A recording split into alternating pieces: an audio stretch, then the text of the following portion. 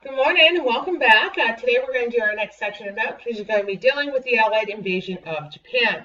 Before we talk about the successful invasion of Japan, we do need to go back and take a look at the failed Doolittle raid. The Doolittle raid is going to fail for several reasons. The first reason is the way the ships are going to be a little bit off, so there's not enough fuel in the ships. So the ships actually are not going to be able to reach their destination and return back to the naval carriers, and they're not actually going to be able to reach China, which was also going to be where they were supposed to land after they bombed Japan, because they actually get into a dogfight with Japanese pilots. So there's not enough fuel on these planes. The end result of that is that 15 planes crash in China, and then another plane is going to crash in the Soviet Union. For the Japanese, this is a huge morale boost. This is proof to the Japanese military and also the population that the Allies are not going to be able to launch a ground and or air invasion of the Japan, which basically means that Japanese expansion is going to be unlimited, and they're going to be able to continue on through the Pacific and create their empire. What we're going to see as a response of the failure of Doolittle raid is the recall of General Douglas MacArthur. He was a retired general, and he is going to be called back in order to command American and Filipino troops and basically command the war in the Pacific. MacArthur is going to make one major mistake in the beginning, and that is that he underestimates the strength of the enemy. When he is going to originally go to the Philippines, American and Filipino troops are going to be able to secure the mass majority of the island, and then you're going to have December 7th happen in the Philippines, along with Pearl Harbor, is going to be attacked by the Japanese. Japan is then going to conquer the mass majority of the island. When this is going on, information is truly not going to be conveyed correctly to the President Roosevelt, who is then going to urge MacArthur to actually leave the Philippines in order to take a look at securing Australia. Once Australia was secured, MacArthur is supposed to send troops back to the Philippines in order to make sure that the Philippines maintain under U.S. control or Allied control. So it ends up being that when MacArthur and a large proportion of the American Filipino troops leave, they are then going to basically leave the island unprotected. Japan is going to be able to conquer the rest of the island, and then eventually on April 9th of 1942, the United States is going to have to surrender the Philippines to Japan. The surrender does mean that there are a lot of U.S. troops still on the island, a lot of Filipino troops still on the island. The Japanese are going to capture the soldiers, and they are going to eventually have to partake in the Bhutan Death March, which is going to be for 55 miles across the island. While they are marching, they're not given food, they're not given water. A lot of them are carrying very heavy equipment, which is going to lead to 600 Americans and also 5,000 Filipinos that are going to die during the death march. Once you did get to the POW camps, again, relatively bad conditions, lack of sanitation, no medical care, very little food and water, and then you're also going to have torture as well. So you have an additional 1,000 Americans and an additional 1,600 Filipinos that are going to die inside of the death camps. The march to Japan, trying to get to the main islands of Japan in order to end the war in the Pacific, is going to be the biggest goal of the Allies. So though the United States and the Allies have lost control of the Philippines, they are still looking to get to Japan. The next major battle is going to be the Battle of the Coral Sea, which is the first air and sea battle in history. So I am going to use my naval ships in order to launch airplanes, and both sides are going to do this. So once the pilots get in the air, there's going to be dogfights between the Japanese and the Allied pilots. One of the reasons why the United States and the Allies is going to be able to actually win the Battle of the Coral Sea is that Japanese naval codes have been broken. Once the broken codes have been detected and people are going to be able to figure out where Japan has the mass majority of their navy and where the mass majority of their air force is and where their soldiers are, it's going to be very, very easy for the United States and the Allies to basically avoid the mass majority of the Japanese army and start claiming island after island. So breaking the naval codes is going to be one of the important things that's going to allow the United States and the Allies to stop Japanese conquering of New Guinea, which eventually is going to stop the invasion of Australia. After that, we're going to build on the broken naval codes in order to use them at the Battle of Midway. This is considered to be the turning point of the war in the Pacific. During the Battle of Midway, again, we're going to use Navajo code breakers to detect the Japanese codes. When that happens, they're going to be able, again, to tell exactly where the Japanese Army, Navy, and Air Force is located at, and we're going to start to use a strategy of avoiding targeting the mass majority of the Japanese army as we are going to try to make our way towards the mainland of Japan. During the Battle of Midway, the goal of the Japanese was to destroy as many U.S. aircraft carriers as possible. The U.S. Air Force was beating the Japanese Air Force in order to maintain supremacy of the seas. The Japanese Navy needed to make sure that they had protection. However, dive bombers are going to divert Japanese defenses, and the U.S. is going to be able to torpedo bomb for the Japanese carriers. So the losses at the Battle of Midway for the Japanese basically means they've lost supremacy of the seas. They've also lost supremacy of the air. So the invasion of the main islands of Japan is going to be a lot easier for the Allies' army. The next island we're taking a look at is going to be Guadalcanal. Guadalcanal is going to be an important island because Japan is trying to build an airstrip on Guadalcanal, which would actually enable them to launch their planes from the ground instead of actually off of the naval carriers. And again, Guadalcanal was close enough that they were going to be able to have a direct attack on Australia. The U.S. attack on Guadalcanal is the first Allied offensive that goes on in the Pacific. There's going to be many more after that, but this is the first one. The U.S. and the Allies are going to be able to capture the airstrip with very little resistance. And again, the Japanese naval counterattack was successful, which basically now means that soldiers are cut off in Guadalcanal. They can't leave because they can't get support from the Allied Navy to get them off of the island. American planes eventually are going to be able to push the Japanese army back, the Japanese Navy back, but that takes 13 days for that to happen. So reinforcements eventually arrive, new supplies eventually arrive, and this is going to be the first time that you see the Japanese Imperial Army that's going to actually be forced to retreat.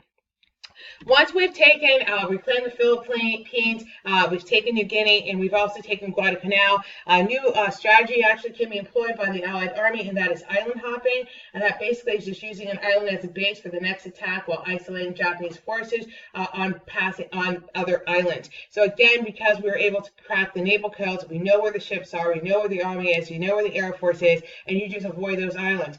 For Japan, this is a very difficult thing to defend against because the amount of islands that are inside of the Japanese Empire are very large. You don't know which ones you need to have forces on. You don't know where the next attack is coming from, which then basically means that you have to spread your forces relatively thin and just leave the mass majority of places where you have to defend, areas that you have to be able to maintain control. So island hopping has a lot of benefits for the Allies. It saves time, money, and supplies by not attacking all of the islands. Japan, again, does not know which islands actually are going to be attacked, and it also prevented Japan from building up forces close to the mainland because they're trying to prevent all the islands that are leading up to Japan to be conquered by the Allies. Leaving the Philippines was a major embarrassment for the U.S. Navy, the U.S. Army, and also for General Douglas MacArthur.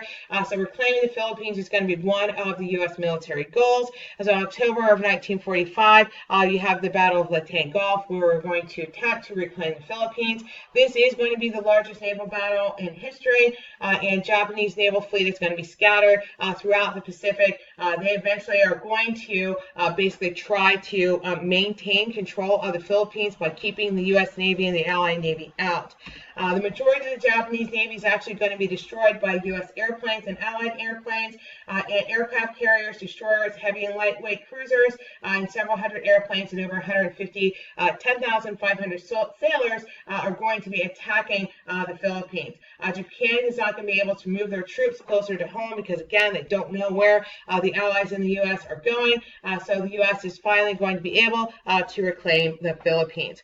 At this point, it becomes very, very clear to the Japanese army and military that they need to start to look at more drastic measures to protect the island and potentially stop the Allied invasion. So you start to see the use of kamikaze pilots. The kamikaze pilots were Japanese pilots that would commit suicide in their mission. So they would be flying their plane and basically just crash the plane into a Navy aircraft carrier.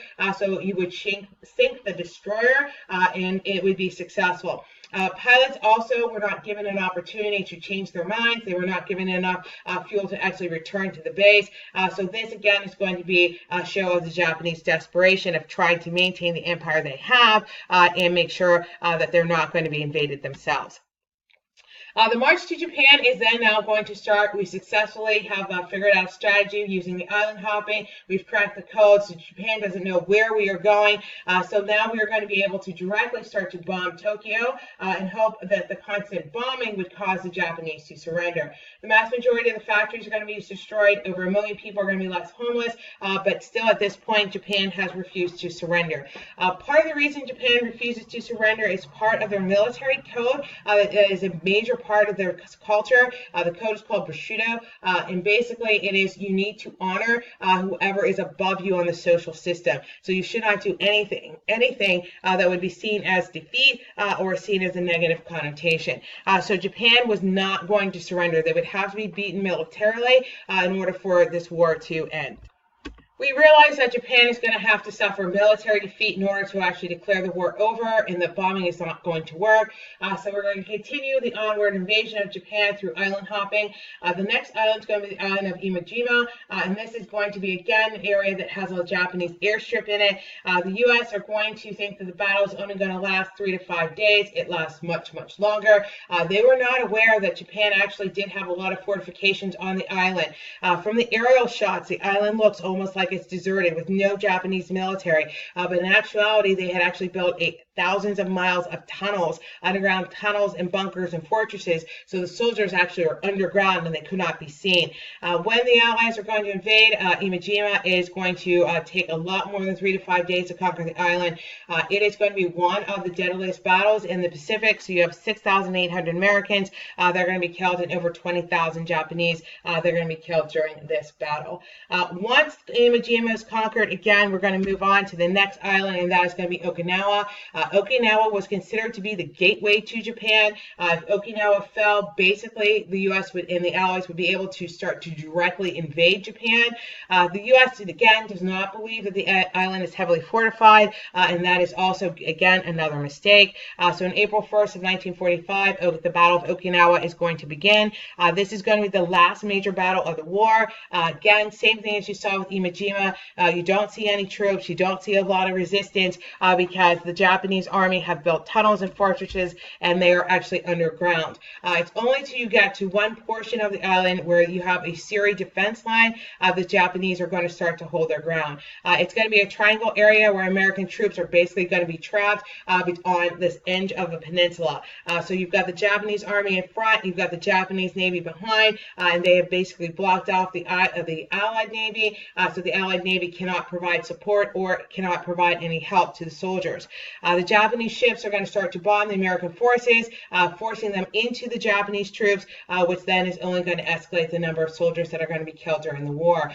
You're also going to see now an last-ditch effort, not just kamikaze pilots, but whole entire kamikaze units that are going to be attacking American airship or American warships at the same time. The U.S. Navy is going to be able to successfully defeat the Japanese naval fleet, which means they're going to be able to gain supremacy of the air again, and also move the Japanese Navy out so that reinforcements can be brought into Okinawa. So that is going to be our last major battle that you have with the war. Many people after Okinawa is going to be seized by the American and U.S. Allied forces. They are going to sort of fulfill the Bushido Code of no surrender. You are going to see many citizens commit suicide instead of surrendering, but both sides are going to suffer tons of enormous losses in Okinawa. You have over 12,000 U.S. soldiers killed, another 49,000 are going to be injured. Japan's going to lose over 110,000 soldiers, anywhere between 40 and 150,000 civilians are also going to die through this battle. End result of these two battles is basically Japan is losing the war, and Japan is going to still fight to the end. The question now is, we see that Japan is going to fight to the end. What do we do? How do we actually end this war in the Pacific, knowing that there's going to be tremendous loss of life? And that is where we're going to start to see the new bomb, which is going to be nuclear weapons used for the first and only time in war. So the next lecture, we'll start with the atomic bomb.